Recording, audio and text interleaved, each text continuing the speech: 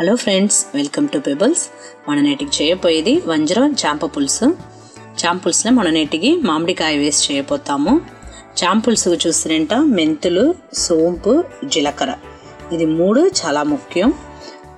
అంచిది చూసినంట మనకు చిన్న ఉల్లిపాయ, వెల్లుల్లి, అల్లం ఒక ముక్క ఎత్తి పొడువుగా కోసి వేయపోతాము. తాలింపుకి రెండు అట్ట చేసి చూస్తాం.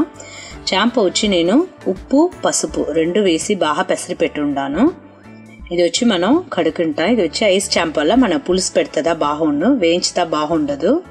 ఇప్పుడు వచ్చి నేను 2 తోరి కడిగేసి తిని ఉంటేనే ఇప్పుడు ఒకసారి మనం కడిగేసి మనం నీళ్ళు వడకట్టి పెట్టేస్తాం. మళ్ళీ మనం చాంప పులుసులో వేసేదానికి ముందు ఒకసారి కడుక్కుంటాం.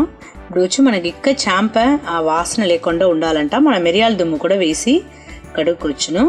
ఒక నిమ్మకాయ సైజుకు చింతపండు ఎత్తి నేనే వేనీళ్ళ నానబెట్టి ఉండాను. దాంట్లోనే చూసినంట 2 టొమాటోలు వేసి పెట్టుండాను. ఇది 2 వేసి మనం బాగా కలిపేసి నీళ్ళు వడకట్టి వెట్టి నీళ్ళు మొత్తం ఎత్తుకుంటాం. చింతపండు, టొమాటో నీళ్ళు రెండుని కలిపి ఆ నీళ్ళు పోసుకుంటాం. మట్టి కుండ పెట్టుకోండి. ఒక 3 చెంచా నూనె పోసేసి ఒక 1/2 చెంచా మెంతులు, జీలకర్ర 1 చెంచా, సోంపు 1 చెంచా, ఒక 3 ఎండుమిరపకాయ ఇది బాగా వేసి వేయించుకోండి. వేయించేసి ఒక 180 గ్రాములు వచ్చి నేను చిన్న ఉల్లిపాయ దూంచి పెట్టి ఉండాను. దాంట్లోనే ఒక 30 వెల్లుల్లి రెబ్బలు ఉంటుంది. ఇది బాగా వేయించుకోండి. ఇది బాగా వేగిన తర్వాత మనం దీంట్లోనే మసాలా, కొబ్బరి అన్నీ వేసి మనం వేయించేసి నూరుకుంటాం. ఇప్పుడు నేను ధనియాల పొడి వేస్తున్నాను. ఒక 3 చెంచా ధనియాల పొడి వేసుకోండి.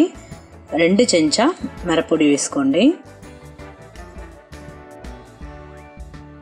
వచ్చి ఆ నూనెలనే బాగా పచ్చి వాసన పోయిన తర్వాత మనం కొబ్బరి వేసుకుంటాం.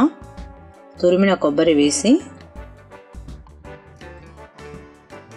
ఒక 5 చెంచా వేసుకుంటాం మనం తురిమిన కొబ్బరి. ఇప్పుడు మనం పొయ్యి ఆర్పేస్తాం. ఇవి వేడి చాలు. దీంట్లోనే బాగా ఆరపెట్టి మనం నూరి ఎత్తి పెట్టుకుంటాం పేస్ట్ లాగా. మనం ఇప్పుడు తాలింపు చేసుకుంటాం. ఒక మట్టి కుండ పెట్టుకొని మంచి నూనె పోస్తున్నాను నేను.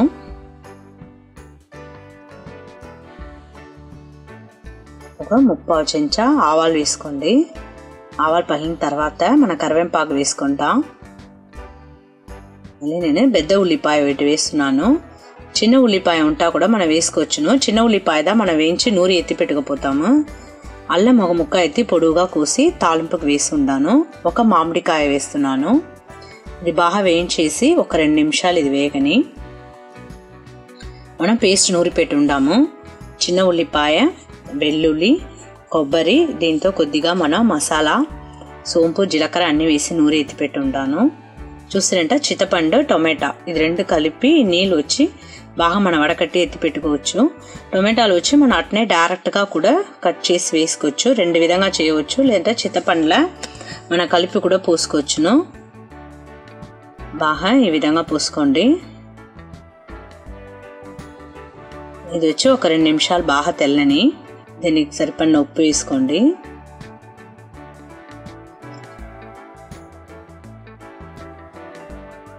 చూడండి బాగా తెల్లుతా ఉంది. ఆ చింతపండు ఆ వాసన పోయిన తర్వాత మన నూరి పెట్టిన ఆ పేస్ట్ వేసుకుంటాం. మసాలాస్ అన్నీ కొద్దిగా మనం మిక్సీలో నీళ్ళు కడిగి పోసుకుంటాం.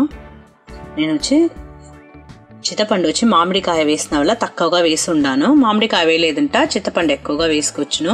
చూడండి మట్టి కుండ మనకు చాలలేదు, అందుకే నేను వేరే పాత్రలో పోసేసి ఇప్పుడు పెడుతున్నాను. ఇది ఒక సన్న మంటలో పెట్టి ఒక 10 నిమిషాల నుంచి ఒక 15 నిమిషాలు తెల్లని. దాని తర్వాత మనం చాంప వేసుకోవచ్చు. ఒక కొద్దిగా ఉప్పు కూడా వేసుకోండి. వేసేసి ఉప్పు రుచి చూసుకోండి. ఇక కావాలంటే వేసుకోండి, లేదంటే అట్నే మనం ఉడిచివచ్చును. ఇప్పుడు సన్న మంటలో పెట్టి తెల్లని చూసారా. ఇప్పుడు ఒక 10 నిమిషాలు అయిపోయింది. మనం బాగా ఉప్పు, పసుపు వేసి కడిగి పెట్టిన చాంప ఉంది. ఇప్పుడు బాగా తెల్లి ఆ నూనె మొత్తం పైన వస్తాయి చూడ. ఇప్పుడే మనకు కరెక్ట్గా ఉన్న పచ్చి వాసన అన్నీ మొత్తం పోయింది. ఇప్పుడు మన చాంప వేసుకుంటాం.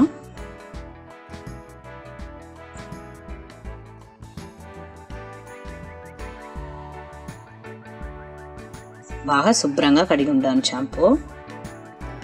చూసారా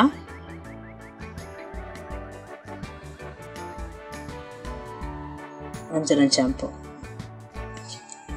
పులుసు చూసినట్ట ఇడ్నా దోశ అన్నిటిగా కరెక్ట్గా ఉన్నాయి. ఇంకొక 5 నిమిషాలు తెల్ల పెడితేనే చాలు, చాంప ఉడిగిపోను.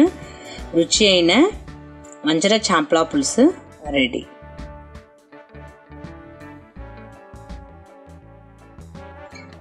నేను వంజర చాంప పులుసు ఎట్టే చేసాను చూసి మీరు కూడా ఇంట్లో ట్రై చేసి చూడండి. కమెంట్ చెప్పండి, లైక్ చేయండి, షేర్ చేయండి. మర్చిపోకుండా మా ఛానల్ సబ్స్క్రైబ్ చేయండి.